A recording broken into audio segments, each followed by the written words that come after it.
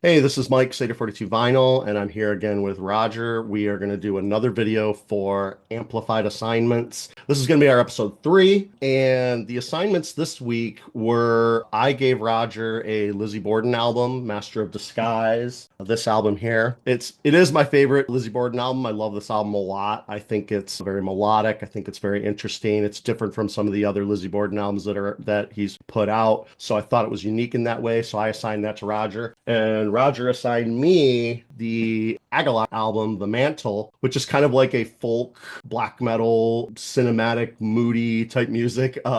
It's an interesting listen, so I have a bunch of notes in front of me regarding that. And Roger took some notes on his experience listening to Lizzy Borden, Master of Disguise. So we're just going to get right into it. Well, actually, first, I'm going to tell Roger why I picked Lizzy Borden, Master of Disguise, and then I'll proceed to ask him about his preconceived notions, which we'll kind of try to start with all the time, and then he'll go into what he thought about the album. So this is Lizzy Borden, Master of Disguise. This is his fourth album from Lizzy Borden, fourth full-length studio album, I should say, because there is a live album, and the live album, I almost consider that like a full-length in my opinion, because it's one of his best albums as well. But this album it's an interesting album from Lizzy Borden. I think he took a lot of chances on this record. It came out, I believe, in 1990, either late 89 or early 90. So this album was really interesting when it came out because it really was just like a hard rock album, but it was kind of theatrical.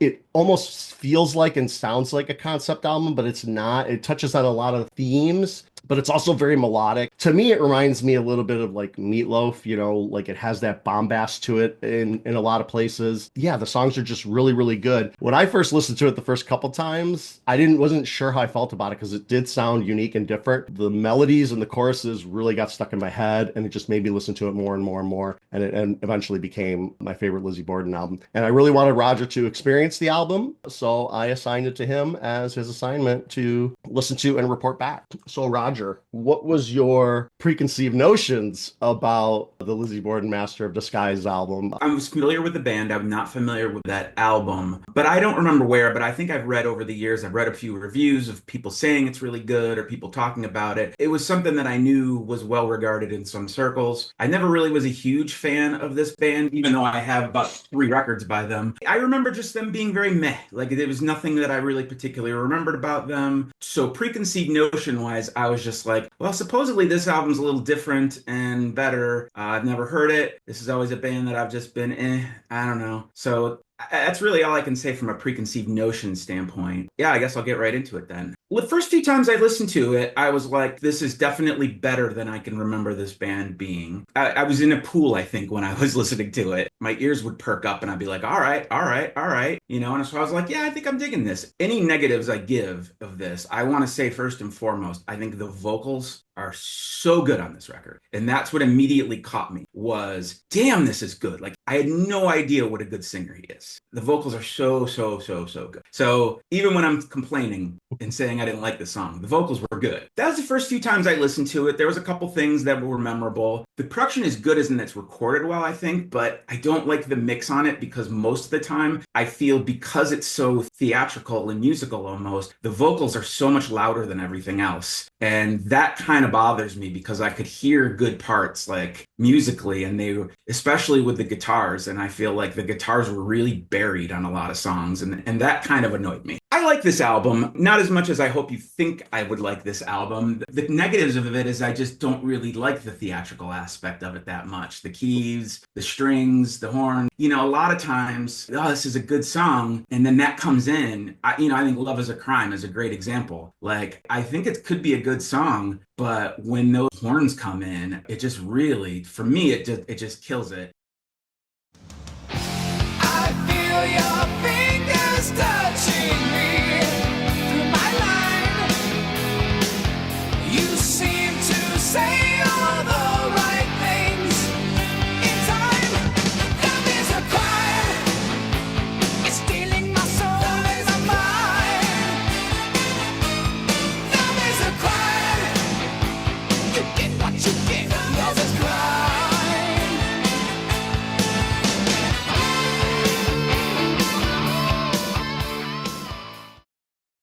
Like I said, the mix was a problem with it. They're just here and there were moments. Like I thought at the very beginning of Be One of Us, that Phantom of the Opera and organ is so cheesy. Like it's like cringy, I felt. Like I just was like, why? Like, and I felt like there was a lot of moments in this album that I just was like, why? But, again, vocals are really good. I mostly enjoyed listening to it. Probably listened to it maybe 5 times in total. My favorite songs on the album, I would say, Sins of the Flesh, number one, I would probably say. Days in the sunlit sky, I know what you dream. There's one hope for you and I am what I see. Cry out the unspoken, the devil's in disguise. Life flows into my veins from angels in your sins of the flesh, lost in my will. No one must ever know. I own your soul, sins of the flesh, innocence blessed.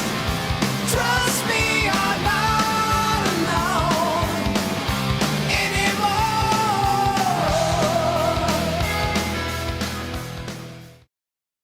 One of the focus songs you gave me was Master of Disguise, the first song. Yeah. And I think it's a good song. It's not on my favorite song list, but it's a good song. And I think what it does well is it sets the table for the album. Like it really, like what you're gonna get once that starts. I think it was just a little too bloated with the theatric. When I'm going back to Sins of the Flesh, like the last couple minutes of Master of Disguise just kind of just dragged for me. And then like 2 minutes into Love is a Crime before it feels like something else happened. And then I don't really care for that song. But then Sins of the Flesh and I'm like, oh, finally. So it's almost like I was enjoying Master of Disguise and then it took until Sins of the Flesh for me to start liking it again. But I really do like that song. It's a really good song. Other than the cheesy Phantom of the Opera intro, Be One of Us is one of my other favorite songs on the album. I think that's really good. I was even singing occasionally. So We sleep by day, we feed at night.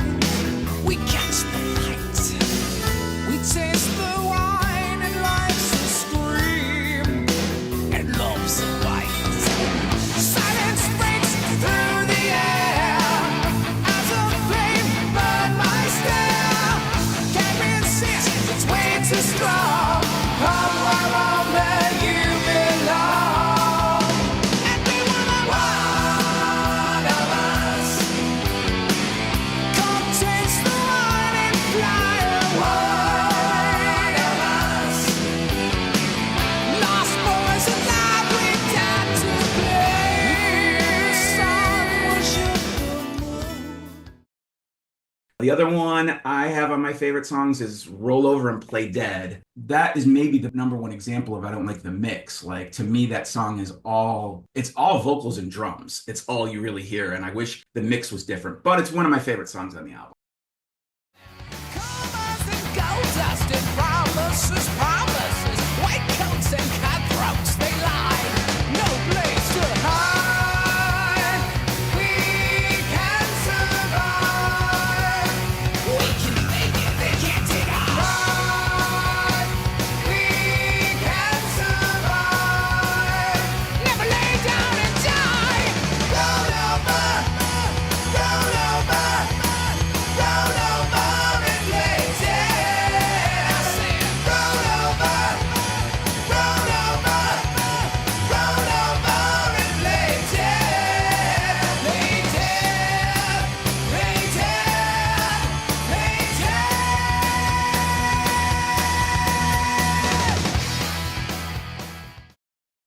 My least favorite songs between the outro, like I said, between the outro of Master of Disguise and then, Love is a Crime was one of, I just didn't like it because of those horns part. Yeah, it kind of reminds me of Welcome to My Nightmare, and maybe that's what it was going for. And I hate Welcome to My Nightmare. Like I really hate that record. So, it's personal for me too. And that's a whole nother thing that I did, why I dislike that. Other song I didn't like was We Got the Power. Did not like that song. And it's weird because it's a rocker, so you think like I would have liked it. But why I didn't like that song, that sounded like a Visual Eye song, and it gave me that feeling, and I was like, yeah, I don't like this song. So what are the other songs you gave me? Phantoms. Not that I don't like it because it's a ballad. I think it actually has some cool structure to it. The piano part, and then when the chorus kicks in, but it's just so padded. I actually thought the song after it, Never Too Young, that actually is like a much better version of the song. Like, that's a song that I was just singing in the house this morning while I was making breakfast. So that's one that sticks in my head. I like that song. That probably should have been maybe should have been on my favorite list, but that's a better one.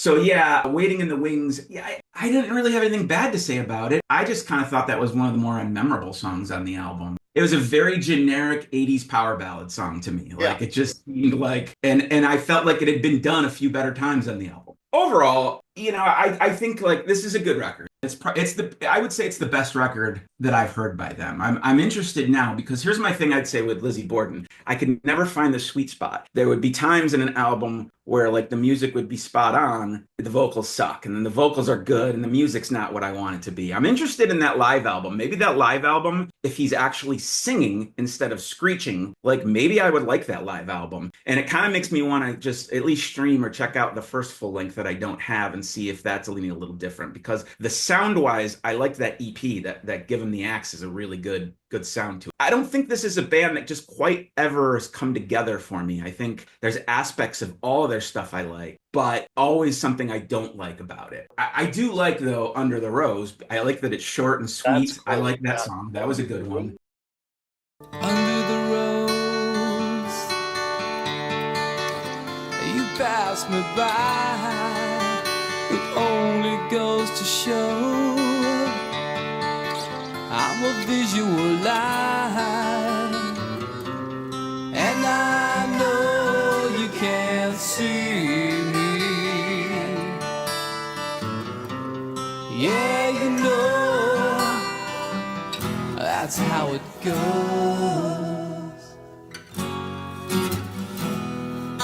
Under the rose, under the rose, under the rose.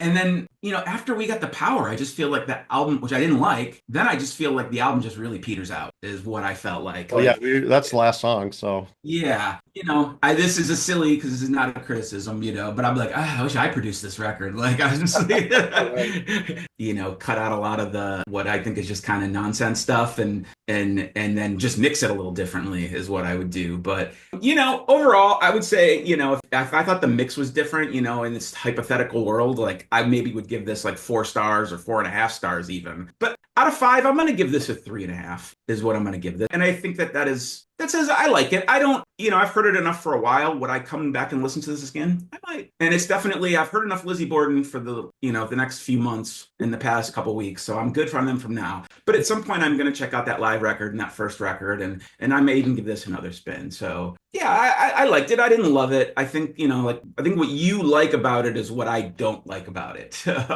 But again, yeah, vocals are killer. The vocals are killer on it. They're really, really good. Really good. I had no idea that dude had such a good set of pipes. okay, so vocals, agreed, 100%. Vocals are amazing. The guy's very underrated, really good stuff. I do think the live album, he kicks ass. In my opinion, that live album is their second best album next to this album, Master Disguise. I would agree with you, Visual Eyes, that came out right around the time that hair or glam metal was all over everywhere. I hate to use a lame term like a sellout album, but it really it really just felt like it. Yeah, I don't know. I don't know that they sold out completely, because they were still Lizzy Borden, but you could feel like they softened it up and they maybe saw what other Mhm. bands were doing and tried to emulate a little bit of that with trying to keep it Lizzy Borden. Yeah, maybe they went too far or whatever. That I still like kind of all their albums to varying degrees. I don't really dislike any of them. You're talking about, so now we're talking about Master of Disguise. Love is a Crime is a really unique song. I almost gave you that song because it's so unique and interesting, but you had mentioned in passing one time, saxophones really bothered you in songs for some reason. I don't know if that's, a consistent thing with you, but I was like, I am not going to give Roger a song where saxophones are prominently featured.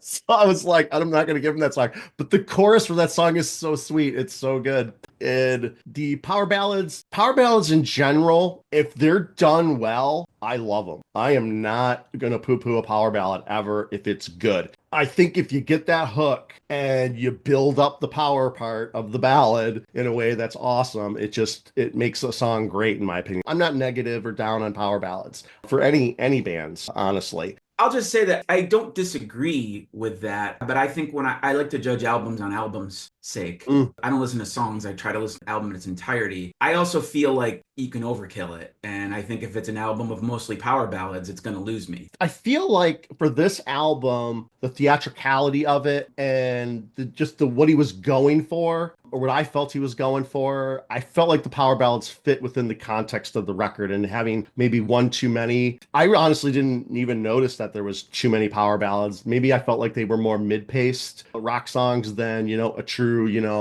slow part up building up to a powerful chorus with the heavy section. I feel like maybe Waiting in the Wings was maybe the most traditional power ballad. Maybe I'd have to listen to the album again just to be sure.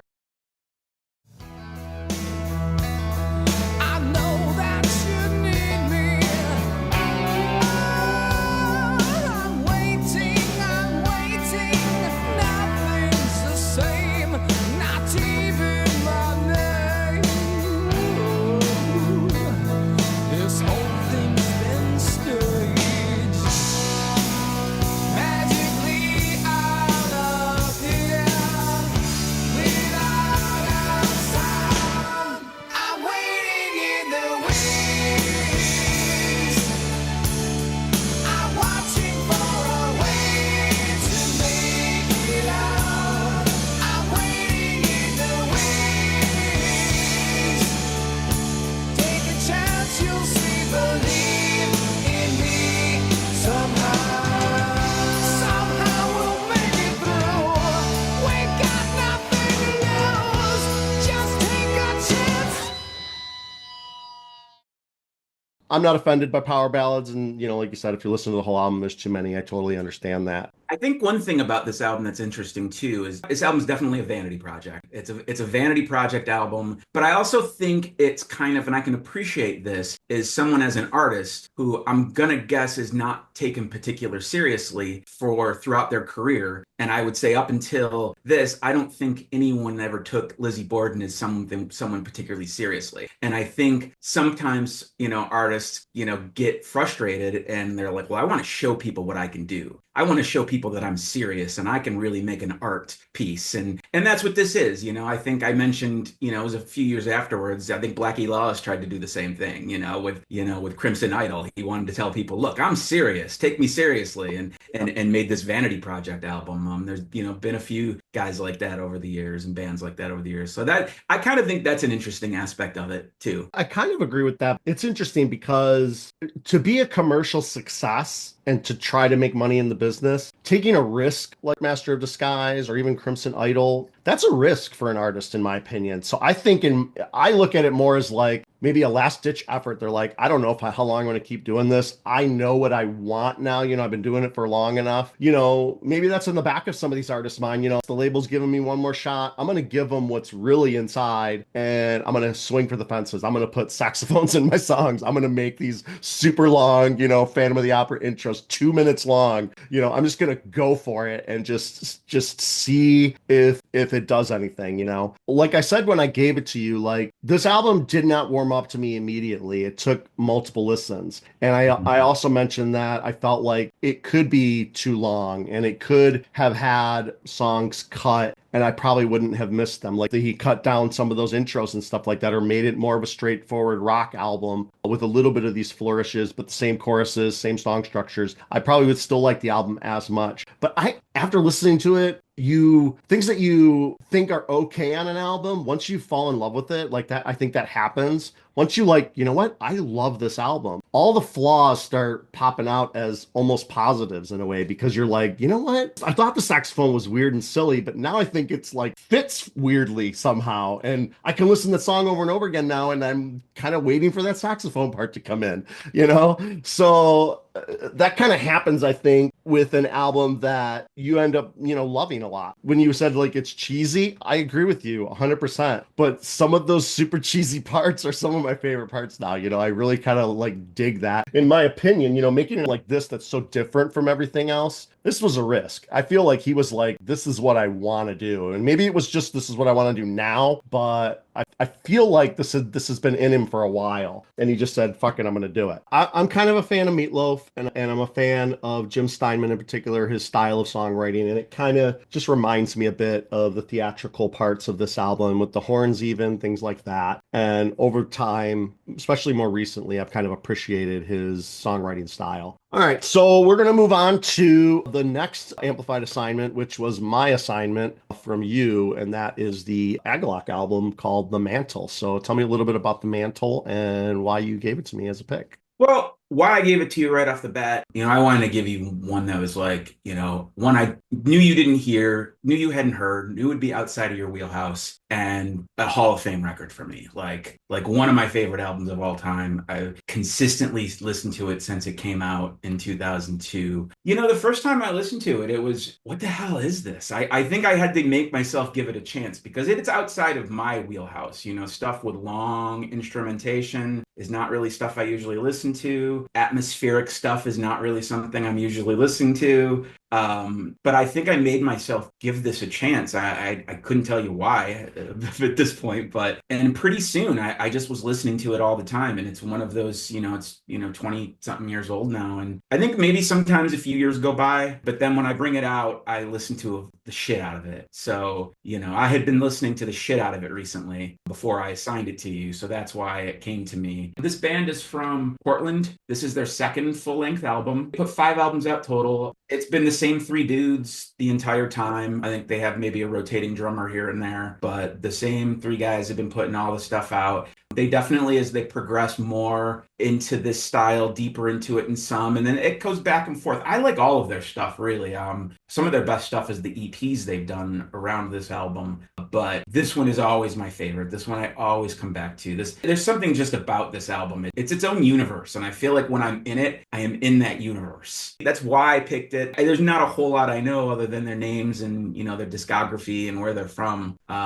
But, I love this record. I love this record a lot. I don't really like the label of it because all the labels kind of make me, I think it's just its own thing, but I get that that's what people want to do and need to do to describe something. So I've heard it called like folk black metal, which to me, I just like roll my eyes because it's so silly sounding. But, hey, I get it. You and I have talked about before about my annoyance with genres and subgenres and sub made up genres. So, yeah, that's it. I'm going to assume you didn't have any preconceived notions with it. Yeah. Okay. So, yeah, I'll talk about my preconceived notions. This is one of those bands that I've heard of, because I don't know, for some reason, like maybe in that early 2000s, I don't even know if I'm probably not going to be accurate about some of these other bands, but there's another band called Alcest, and there's a bunch of bands that are like this band that are out there. So I kind of knew what genre this might be, that it was kind of like black metal-ish, but it was also, had all these acoustic folky parts. Maybe if I did listen to it, I scrubbed it and was like, not for me, and moved on. And I think I said this when you assigned it to me. I believe I have 0 records in this type of genre or this type of sound, So I thought it would be interesting because I had never really given a band like this a chance because The type of black metal or folk metal or folky black metal that I would probably like is more of the progressive vein. And a band like, if you know a band called Wintersorg, that's the kind of stuff that I dig, in this realm. It's not the same thing, but it does have folky elements, but it's more heavy and it has a lot more melodicism in it from a black metal melodicism standpoint. Songs are shorter, they get to the point, but there are a lot of progressive elements in that stuff, and you may get a Wintersorg album in the future if that's something that you're not 100% familiar with. So getting this assignment was interesting. So that's kind of my preconceived notions. It's not a genre that I would have seeked out myself. So how do I feel about this album? Yeah, how do you feel? What did you think? One of the first words that came to mind while listening to this album was layers. Like most songs start with maybe an acoustic guitar, maybe a little bit of a drum noise, maybe, some keyboards in the background. And then, it just starts to build. And then maybe another guitar will come in and then it'll start getting heavy. And then he'll sing cleanly. And then he'll sing black metal-y. Then there'll be this like sharp black metal part. And then it'll kind of calm down again. And then they'll build it up again. So it has a lot of the songs have this layered effect that I thought was interesting as I was listening to it. Now,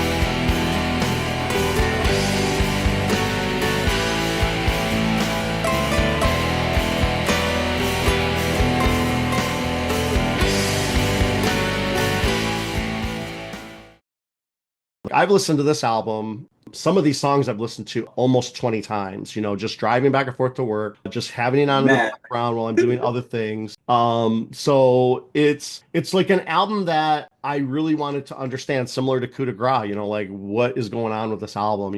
I know it's one of your favorite albums of all time, so I wanted to respect that. And I wanted to make sure that I understood this album to the best of my ability, as just a listener kind of new to this type of genre music. The other word is mood. This album puts you in a mood. It is like a somber album most of the time. It's slow a lot of the time. Well, probably like 80% of this album is slow. And it has some songs that have fast parts that pick up, but I would say that they're just mid-paced at best.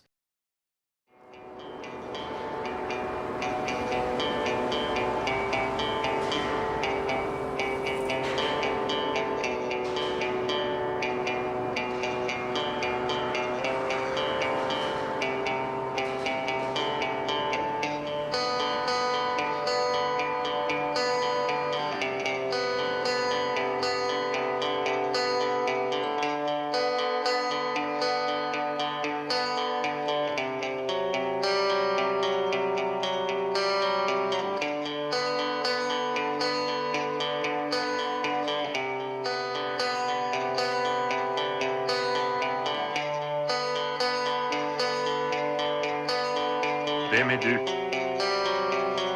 Jag är döden.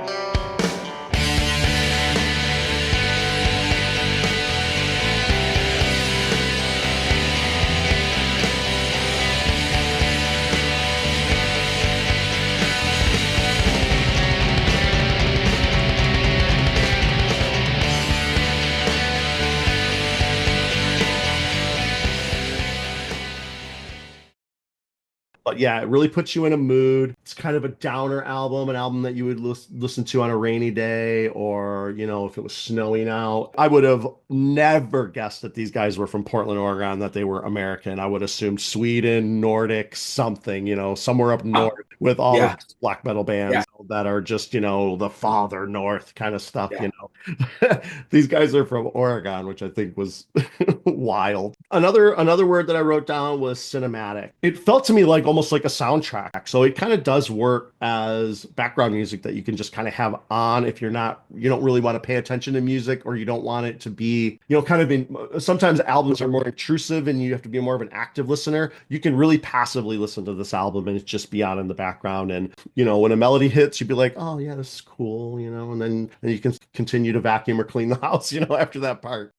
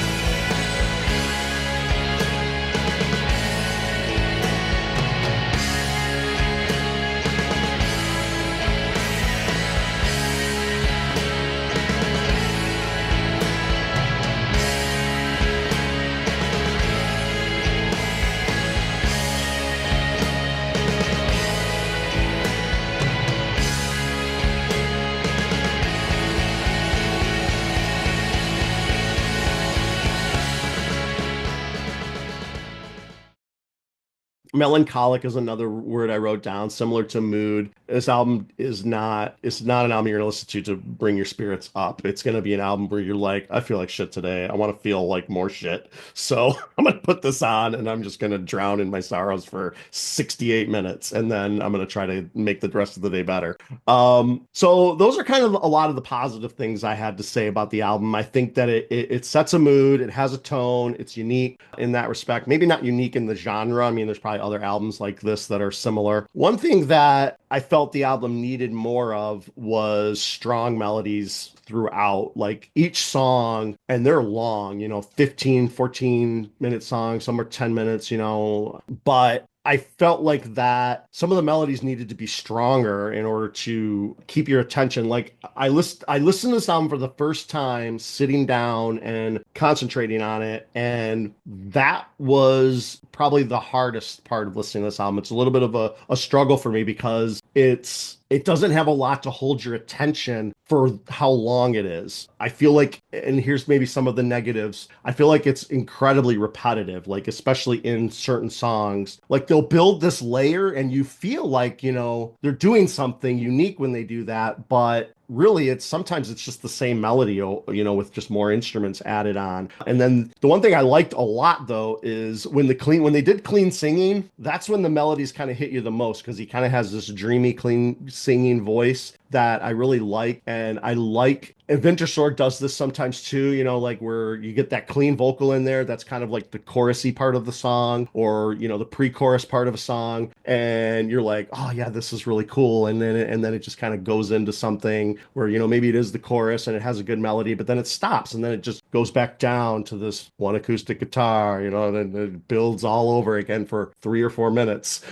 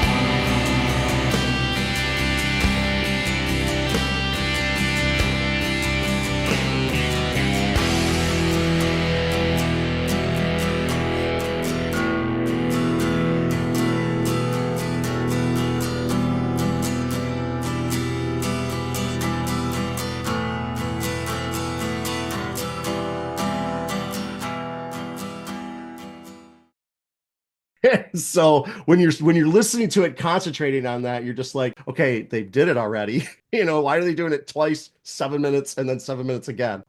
And it's not necessarily knocking that because I understand the appeal to that as well. It's just that I don't know, it wasn't clicking with my brain. Like I didn't love the experience of it, but I did like what they were trying to do and I understood it. But it didn't like grab my heart and be like, oh, I get it. Oh, my brain exploded and I was like, I'm in it. That kind of didn't happen. That epiphany didn't happen to me while listening to this album. So that's one of the like being a little bit repetitive. And also, like you said, I think like you can't listen to this album just once or twice and understand it or get it. I don't think that's going to happen unless you are like a veteran to this type of music and you're already like know what to expect 100%. Like, oh, I'm looking for these layers. I'm looking for this mood. I'm looking, oh, here's that melody. Like if there's some type of formula for it, then you can be prepared for it. But it took a while for it to start clicking. Like like you said, you listen into the pool, having it on in the background, or just playing while Minecraft. When stuff stands out, it grabs your attention. And that happened a lot throughout this album. Like there were parts that finally stood out and were like kind of hooking me in. I'm like, oh, okay, now. And then I started looking forward to some of those parts. But they really did take a long time to get to those parts. They weren't happening fast enough. And you did mention to listen to it on headphones, and I did that. But, I know that you don't have a system like I do, but I feel like this album really opens up. And I think it would sound a million times better on vinyl because streaming from Spotify over headphones or whatever. And I'm not sure if that's what you might be experiencing with muddy guitars or things like that. It could just be that we're streaming this stuff and the sound quality isn't that great. But if I had heard this album on vinyl, I think that it would have blown it open a lot. I felt like I would have heard a lot more of the details and the intricacies and maybe appreciated it a little bit more. But when I did play it loud in my room, I felt like they were in the room and I felt like, wow, the music really enveloped me that way. And I felt like that was a better experience. I feel like this album opened up for me when I played it on my stereo. Listening into the car, it felt small. Some people I read reviews were like, "Oh, it just sounds like they're just jamming and there's really no purpose to it." Blah blah blah. I don't think that that's the case at all. I really think that this album is very purposeful, almost to a fault. Where when they have an idea, they stick with it, and they build on it, but they come back to it and it's underneath. I could relate to it being jammy, but I don't think that that's what it is. And like I said, listening to it loud and having the music fill the room was kind of a good experience for the album. I think it's a good way to listen to it. Headphones might be a good way too, if that's all you have and if you have a really good set, but I feel like that still makes it small in a way. I don't know. I'm just more biased a little bit, I guess, now because I kind of play stuff loud and I have a really, I don't want to brag, but I have a really good system. And when I play stuff loud on vinyl, like it's a difference. I never really believed in that until I started collecting all this equipment. And I'm a believer now of this stuff. When people talk about their systems and they talk about how small or big of a difference, a stylus makes or a type of speaker or a receiver. I think that stuff can be exaggerated, but I can tell the difference. And I think it does make at least a little bit of a difference. So let's talk about some of the songs. The intro song is okay. It's like 2 or 3 minutes. It has a nice melody. It's okay. Shadow Pale Companion was, I think, the one main song you gave me, I believe, was the first focus song. That is the best song in the album. It is 100% the best song. It has the best melody, has the best build. It is the least, even if it is repetitive, that melody and the clean vocal parts that have the melodicism in it carry that song. But honestly, Roger, it took me like the fifth time hearing it before it clicked. I was like, you know what? I hear the melody now. Like that song was like an epiphany. If, like you said with Coruscant, if every song was like this in structure and melody, I'd be like, oh, these are all my favorite songs. But yeah, Shadow Pale Companion, great song. About 8 minutes in, you get a guitar part that's really cool with clean vocals, and then really good melody at about that 8 minute mark. At 10.5 minutes, the pace shifts. It gets faster. You hear some of that black metal stuff. But ultimately, even with that song, the best song in the album, they stick with those themes for far too long. Especially if you're trying to listen, like when I was trying to write notes, I was like, wow, I mean, I'm like, 4 minutes of this, like, come on. If it was on in the background or while I was driving, it didn't bother me. But when I was really concentrating on it, it was difficult.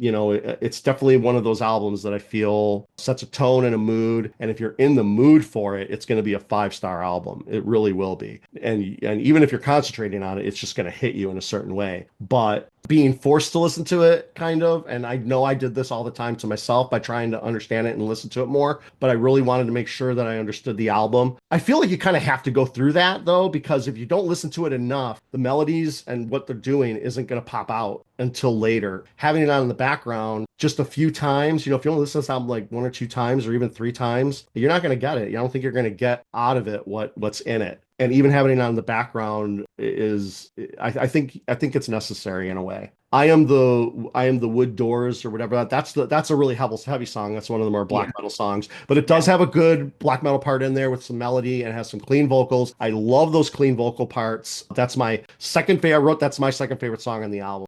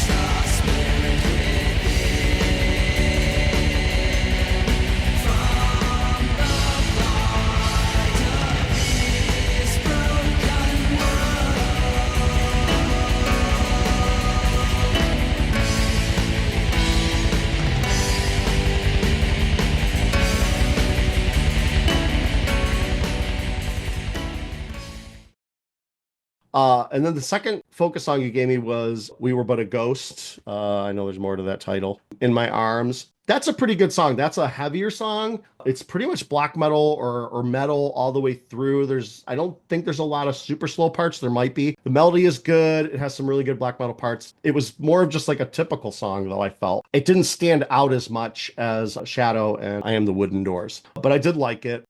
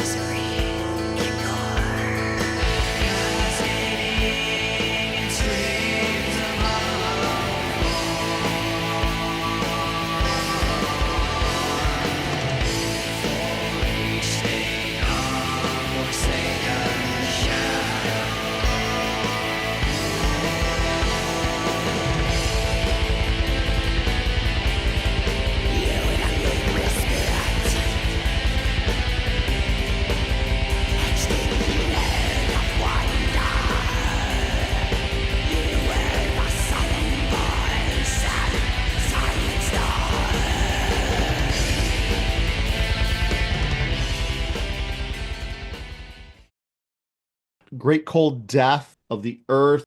Again, great clean vocals. A lot of the clean vocal parts I like and a lot of the clean melodies I liked. I kind of almost felt like a lot of those passages were so similar in their cadence and how they were being sung that they may have been even similar, if not the same melody, how he was singing them. But I did enjoy those parts. But again, it has that repetitive nature to it. That song's not super long though, so I don't think it overstayed its welcome too long, but it still was a little bit repetitive, and they stick with a particular melodic theme for just a little bit too long. It's over and over again. The outro with the bell, I like that. That's a good part. But overall, I think I liked this album. It took a long time for me to warm up to it. I appreciate what they were trying to do, and I think I appreciate the genre more. Because I know this album so well now, or at least for the most part, I may try to look for it, but it's not like on high on my list. And it didn't end up being like my favorite album of all time. It didn't make that list. It wouldn't for Hall of Fame for this specific genre. It would be number one because it's the only one that I'm really familiar with. But if I were to give a star rating, and I think we're going to do that consistently from now on, I would give this 3 stars for what it is. I think it's well, for me, I think it's 3 stars, but for what it is in its genre, and if you're in the mood for it, it becomes a 5-star album. It really does. So it just really depends. It's an interesting album in that way, but yeah, it doesn't. I don't know. It didn't stick with me the way maybe it sticks with you. I'm not sure. But yeah, that was kind of my experience of listening to Agalloch the Mantle. So what do you think of my thoughts? No, I'm glad you liked it. First of all, I thought there was a chance it could be a disaster. I thought there was a chance you'd love it, but I thought there was a bigger chance that it'd be a disaster. But I'm glad you like it. The early things you were saying, describing it by the layers and the building, I was nodding along, and you said cinematic, and I think I even butted in and said yes, I agree, because I definitely feel that is how it is. It is cool to have on vinyl. It is nice, but I'm going to be perfectly honest with you. The fact that it's a double album is a total drag. Like for me, because I think this is a listening experience, like having to do that many side flips really kind of takes you out of that zone. I'm glad I have it on vinyl. I've listened to it. It sounds fantastic. But I have it on CD, so I would listen to it on CD because then I can just get that complete experience. And it's interesting what you said about the repetition, and I think that's where it becomes cinematic to me. That is like that. I don't take that as a negative thing, because that's how I see this album as a whole body of work. I really, I say that a lot. I listen to whole albums, and that's what I try to do. But I really think of this as a complete one piece of work. And if this was one song, one of those type of albums, I would have had no issues with that. I think your criticism is fair. I like that you said if you're in the mood, 5 stars. I think that's a nice follow-up. I actually think listening to this album intently works against it. And I don't think that's a knock on it at all. I think, unfortunately, because of the nature of what we're doing here, you did it. And I think that works against it. It really does. This is an album to, 1, have on in the car, 2, have on in the background, like you said. And if you listen to it, and I have listened to it, that's why I said headphones, because to me, it was kind of just like a space out album too. Like, that's not listening to it intently. That's putting the headphones on and just reclining. I agree with you 100%. I think that the album is better taken as a whole and as kind of like an experience as background, or like you said, you're just kind of zoning out, thinking about other stuff. And then, the music kind of hits you at different points, and it might suck you in for a minute or two, and then you can kind of fade back again. Yeah, I think it definitely is that type of album. I agree. Like watching your favorite movie over and over again, almost. Yep. You just do it. All right, so I'm going with 3 stars for Agalloch, The Mantle. You're going with 3.5 stars for Lizzy Borden, Master of Disguise. All right, so we're gonna do the picks for next time. So I will let you go ahead and show me the pick you have for me to listen to for the next couple weeks. Now, usually I think a lot of the point of this is to, not talk about it a whole lot right now, but I think I'm going to have to give this a little bit of an intro. I have a bit of history with this band, and a significant history with this band. A myth history. and I'm going to talk a little more, but I'll just be giving it away. So your album is History of a Time to Come, the debut album by the wonderful, wonderful Sabbath. And you and I have a history with this. You and I bought Dreamweaver at the same time, listened to it together the first time. We both love that record. I think this is such a complimentary record to it, and it always has driven me crazy that you have been very dismissive of it over the years. So I guess that's enough, because I'll talk more on that next time. But this was just me like kind of being annoyed that you never really gave this album a chance. That's kind of why I picked it. Totally fair. And Totally fair. and from a band that I feel like we both love. Yes. So So yeah, I'm excited to hear this album. I know I've heard it a couple times. I have never concentrated on it because it was, I guess, too different from Dreamweaver that, like you said, I kind of dismissed it. I was like, that ain't Dreamweaver. That ain't the sound of Dreamweaver. I don't know if I didn't really give it a chance. Oh yeah, tell me your songs that I'm going to listen to. Yeah. I'm just gonna go with my three favorite. They're all towards the beginning of the album, which is, kind of, plays into some of this album's strengths and weaknesses. But Sure. Cautionary Tale, Hosanna in Excelsis, and Horned is the Hunter. Okay. I will concentrate on those songs when I'm listening to this album over the next couple weeks. All right. So you had kind of told me that you were going to give me a thrashy album or a thrash album from the past. So I, in turn, I'm going to give you a choice. I'm going to give you an option of two albums to listen to, but it's almost the opposite. These are modern thrash albums that are some of the best albums that these bands have ever put out, comparable to the heyday of these bands. But in their later years now, in 2010 and 2016 respectively, they put out some of the best stuff that they've ever put out in the history of their career. The first one is not going to be a surprise. You have a choice to listen to Overkill Ironbound. This came out in 2010. I feel like this album could have came out right after Under the Influence, right before Years of Decay, or right in that era. It's just as hard hitting, incredibly thrashy, very memorable. The band is tight as fuck on this record. It is so, so good. And I've tried to sell this record to you in the past, and maybe you have listened to a couple tracks here and there, but you never came back to me and said, dude, that was great. So